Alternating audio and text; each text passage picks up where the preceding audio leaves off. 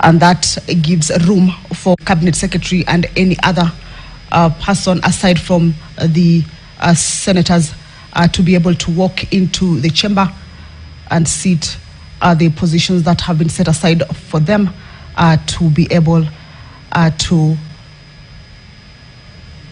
work on the business that has led to their appearance before the Senate. Remember, this morning, as is the tradition, the Cabinet Secretary would have appeared for questioning, but arising from the concerns on the death of Albert Ojwang in police custody that has seen public uproar, the Senate, in a resolution,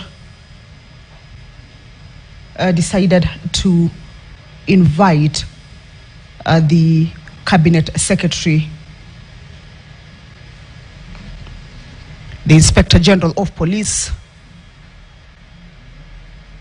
the chairpersons for Independent Policing Oversight Authority, as well as the National Police Service Commission chairperson, to come and shed light on the circumstances under which Albert Ojwang lost his life. Remember, he had been arrested from Homa Bay County and was transferred all the way to Nairobi. And these are questions that not just the members of the Senate would want to understand or get answers to, but the public as well, and also the family of the late Ojwang.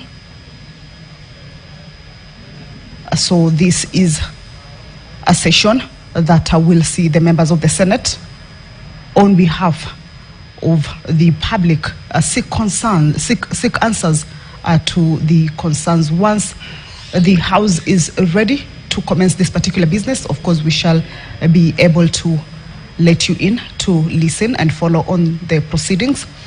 But we understand that this particular business. Okay, allow me to hand you over to the proceedings.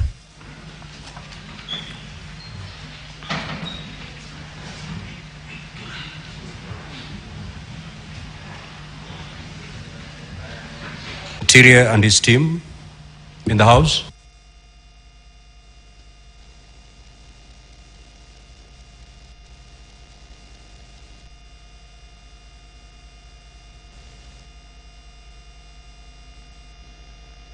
Let me take this opportunity to welcome the CS, Interior and National Administration, and your team to the Senate. Now, Honorable CS, you were to appear today for purposes of responding to 15 questions that had been posed by Honorable Senators. However, this morning we've had to suspend the sittings of the Senate to address a matter that is extremely urgent and is of a nationwide concern. That is the matter touching on the death of one Mr. Albert Omondi Ojwang. And therefore, we have suspended the sitting of the Senate for not more than 2 hours so that we interrogate this particular matter. Thereafter, we will resume the normal flow of the order paper of the day by allowing you to respond to the questions that are scheduled for you to respond today. Once the 2 hours are done on interrogating this particular matter, you will be requested to move to the other side of the chamber where ordinarily CSs respond to questions in the Senate. So yesterday I did direct that the CS appears with the Inspector General, with the chairperson of the National Police Service Commission, and also the chairperson of the Independent Policing Oversight Authority. Can we have a confirmation that those parties are also present, Clerk?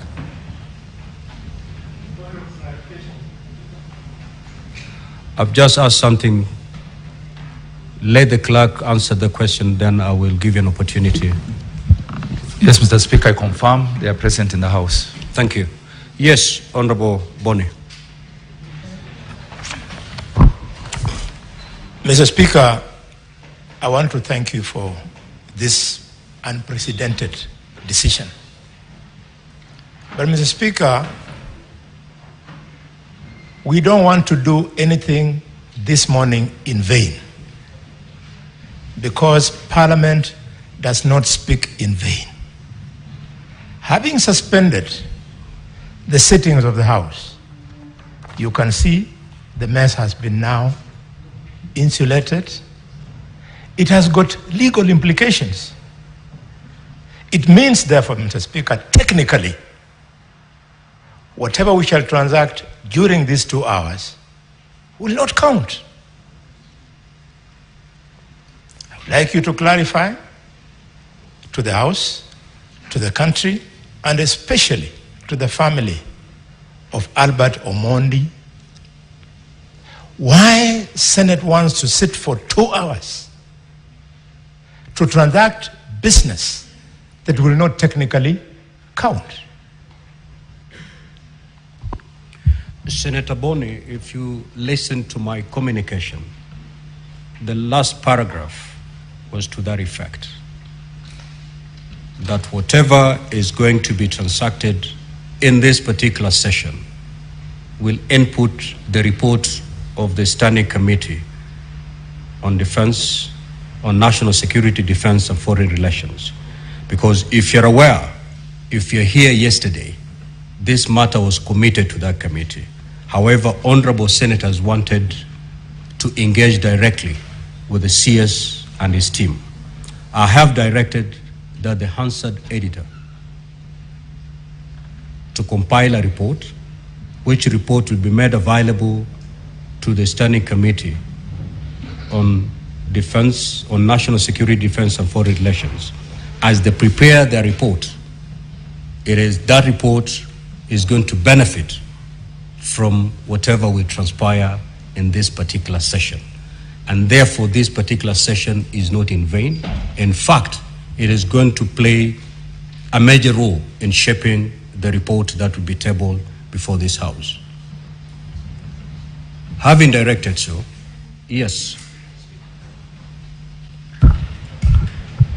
Honorable Speaker, understanding that we are sitting as a committee of the whole, I want to kindly request that before any of the gentlemen appearing before this House today say anything, including their names, they be put under oath. Thank you, Honorable Speaker. Yes, Senator Wambua. Thank you, the Speaker. The Speaker, but mine is just clarity from the Chair. Follow up to what Senator Alwala is saying. So, at the end of this session, are we going to have a resolution of the Senate or resolutions from this sitting that will be binding? That will be binding to the committee to which then this matter has been directed. Yes, Senator Fernandez. Mr. Speaker, thank you for this.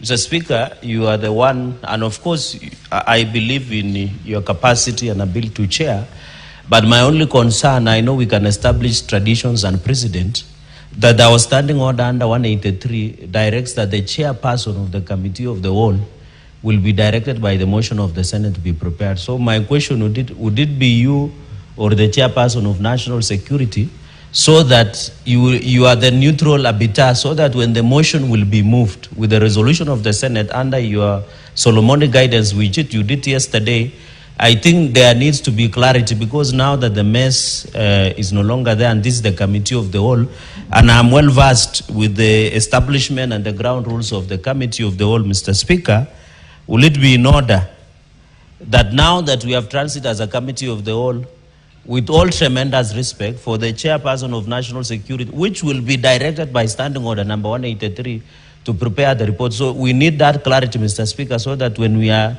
finishing, after interrogating the Ministry of Interior on this issue of national importance, we can have clarity That is only my clarification, Mr. Speaker, sir. But I'm aware of your powers in standing order, number 1 of the standing orders of the Senate. I thank you, Mr. Speaker, sir.